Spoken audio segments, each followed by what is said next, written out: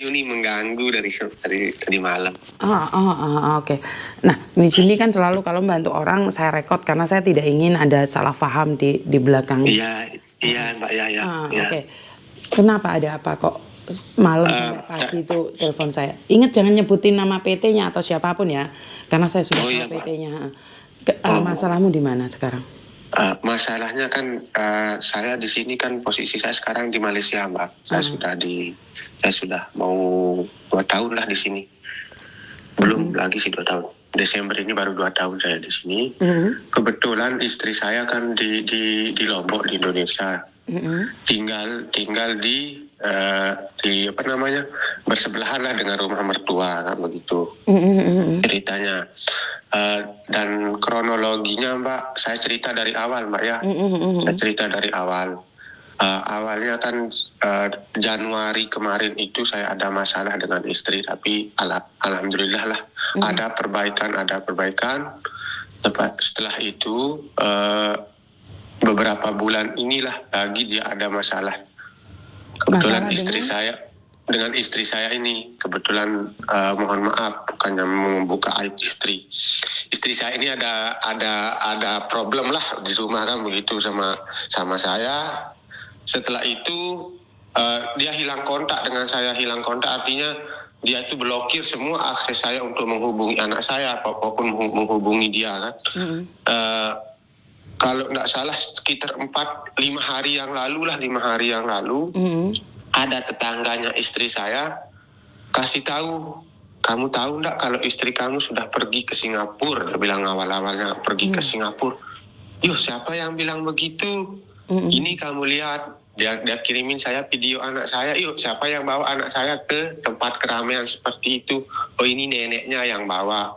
Sedangkan istri kamu sudah pergi ke Singapura sekitar 2 hari yang lalu, dia bilang kan. Sekitar 2 hari yang lalu dia bilang, kok bisa? Siapa yang memberangkatkan? Siapa yang kasih izin? Ya gitu. Siapa yang kasih izin? Oh, ini nama PT-nya. Sekarang posisinya dia masih pelatihannya di Banyuwangi, dia bilang. Pelatihannya sekarang lagi di Banyuwangi. Kok bisa, kok beraninya mereka memberangkatkan? Nah, itu yang jadi permasalahannya sekarang, Mbak.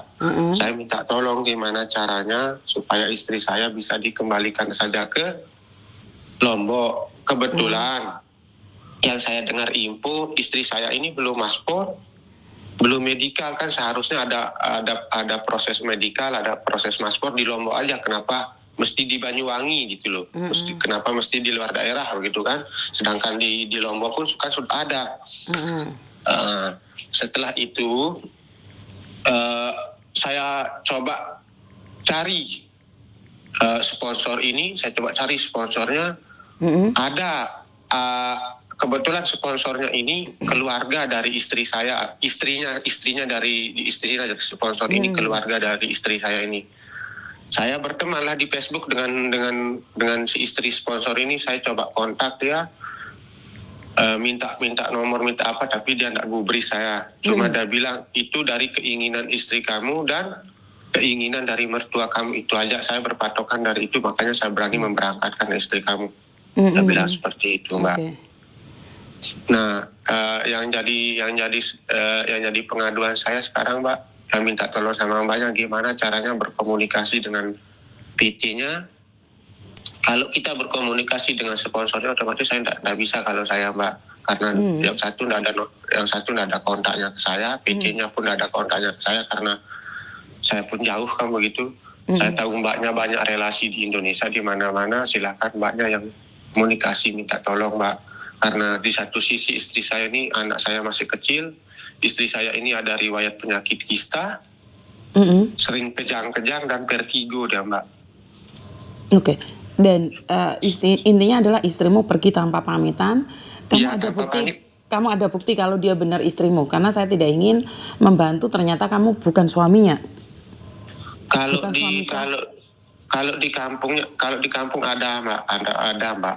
Cuma saya belum cerita, Mbak. Sebentar, maksudnya kamu ada surat resmi dari pemerintah bahwa kamu suaminya? Kalau kebetulan saya buku nikah saya tidak punya, Mbak. Tapi ada di Indonesia surat keterangan nikah saya dari desa, dari saksi-saksi yang menikahkan saya itu sudah ada semua, Tapi Mbak, kalau di nggak ada kampung. surat nikah kita nggak berani. Berarti kamu tidak menikah, nggak bisa dong. Nggak ada Saya surat nikah nikah. saya nikah siri, Mbak, Oh iya, dengan dia. kalau nikah siri kan berarti nggak bisa. Itu tidak tercantum dalam pemerintah. Oh, Nggak bisa. Jadi kalau kalau kamu nikah siri, otomatis saya nggak bisa dong bantu kamu nuntut. Karena dia tidak perlu izin suami. Kan kamu nggak resmi. nah itu yang saya mau konsultasi dulu sama Mbak, gimana Nah. caranya gitu ya, Mbak. Jadi ceritanya begini, Mbak ya. Ceritanya begini. Saya kan nikah siri sama istri saya ini sekitar 4 tahun yang lalu lah. Ya sekitar 4 tahun jadinya. 4 tahun. Setelah itu posisi saya saat itu saya menikah dengan istri saya ini, saya masih ada istri pertama. Saya masih ada istri pertama kan saat itu, tapi istri saya pertama pun sudah ada tanda tangan. Dan saya pada saat menikah itu ada saksi-saksi, cuma saat itu bukan apa, Mbak, bukan mau mengeluarkan aib atau apa, karena istri saya yang sekarang ini lagi mengandung saat itu, Mbak. Lagi mengandung saat itu. Artinya kita menikah, dia hamil di luar nikah lah gitu loh, Mbak, gitu. Makanya kita buru-buru dinikahkan dulu. Tapi setelah itu keburu saya berangkat ke Malaysia lagi, Mbak, gitu. Belum sempat ngurus, tapi adalah dokumen-dokumen pernikahan saya di kampung. Tapi gimana solusinya kira-kira, Mbak? Ini kenapa saya tanya tadi surat nikahmu? Karena memang kebanyakan orang tidak punya surat nikah. Karena itu istri berani. Kamu nggak bisa nuntut. Oh ya. Kamu bukan suami sah. Iya. Jadi nggak bisa. Kamu nggak bisa. Itu nggak bisa. Kamu nggak bisa nuntut dia apapun, termasuk ke PT-nya apapun. Saya ini sudah menghubungi pihak berwajib. Karena itu mereka meminta saya surat nikah kalau memang kamu suaminya. Nah, pihak pemerintah itu berdasarkan surat-surat dari pemerintah. Jadi nggak bisa dong. Semisalnya, Mbak, sekarang, Mbak, saya kalau saya ada kontak sekarang ke kampung, minta surat keterangan nikah dari desa atau dari pun KUA, tapi kan enggak kira-kira, Mbak? Nggak bisa. Kan cuma surat keterangan saja. Iya. Nggak bisa. Yang dibutuhkan adalah surat nikah. Surat keterangan nikah itu, iya, betul. Surat nikah dari pemerintah. Jadi kalau surat itu kita nggak bisa membantu kamu menuntut siapapun. Kan berarti dia adalah dalam surat izin bukan meminta sama kamu, tapi surat izin itu harus meminta pada orang tuanya. Itu benar karena dia belum menikah. Di KTP kan dia belum menikah.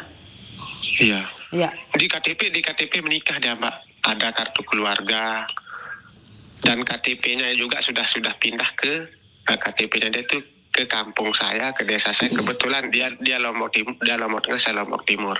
Tapi intinya adalah di dalam pemerintah kalian tidak tercatat pernikahan. Di kampung sudah menikah. Ya kamu kalah, kamu nggak bisa menuntut istrimu apapun karena itu dia berani. Kan dia memegang aturan pemerintah yang ada. Jadi kamu kan sudah punya anak sama dia atau bagaimanapun, tapi tanpa memegang surat nikah, kamu nggak bisa. Kamu nggak bisa menuntut apapun. Kamu juga tidak bisa menuntut PT karena PT berdasarkan ada pengacaranya loh, ada undang-undangnya loh. Jadi kamu nggak bisa menghalang-halangi istrimu. Nah karena itu kamu bermasalah harusnya selesaikan dengan baik-baik. Nah kalau bertengkar, akhirnya istrimu mengambil keputusan ke Singapura. Nah inilah yang terberat. Iya, Mbak, ya. Jadi karena saya sudah SMS-an nih saat kamu berbicara, saya lagi SMS-an sama pusat. Dia nanyain surat nikah. Terus kamu bilang surat keterangan dari desa bisa nggak? Saya sudah sampaikan juga, nggak bisa. Karena yang dibutuhkan adalah surat nikah. Ya, Mbak, ya. Tapi sekarang nih, Mbak, yang kan setelah sampainya di Banyuwangi di tempat pelatihan itu, dari pihak PT maupun pihak sponsor yang saya dengar itu masih simpang siur mau diberangkatkan ke negara mana yang nyatanya yang awalnya mau ke Singapura, sekarang tidak jadi ke Singapura. Dia mau disuruh pilih antara pilih Taiwan ataupun Hong Kong. Nah, karena itu menurutku kamu berhak menyampaikan bahwa istrimu itu punya sakit seperti ini, seperti itu, yang ditutup-tutupi mungkin bisa disampaikan, dan suara kamu ini sebagai bukti bahwa kamu pernah khawatir sama dia. Intinya adalah karena PT nggak tahu nih kalau dia punya penyakit ini, penyakit itu. Iya. Jadi Iya. ya yang bisa kamu lakukan adalah mencoba yang terbaik. Tapi kalau istrimu masih tetap ingin berangkat, kamu tidak bisa menghalang-halanginya. Itu adalah hak asasi dia. Iya, Mbak, betul Mbak. Pertanyaan saya, kenapa pertengkaran itu sampai berakibat fatal istrimu pergi? Karena nggak ada komunikasi, Mbak. Maksudnya nggak ada komunikasi, kamu di Malaysia nggak peduli sama istrimu? Bukannya nggak peduli, Mbak. Dianya yang memblokir semua akses saya untuk menghubungi dia. Mulai dari WA, Facebook, nomor telepon biasa dia blokir. Pokoknya semua akses saya itu diblokir. Kalau mengenai nafkah, banyak bukti saya bisa saya kirimin untuk bukti pengiriman saya. Bahkan Mbak ya, kayak malam-malam dia mau kayak nanti malam dia mau berangkat, itu paginya itu saya coba telepon pakai nomor biasa, nomor teman itu saya telepon bapak mertua saya, pakai nomor teman. Saya bilang, silakan kamu ambil uang buat kamu belanja. Dia enggak bilang iya, dia enggak bilang tidak, cuma bilang itu aja dia jawab, Mbak. Enggak pernah dia ngomong.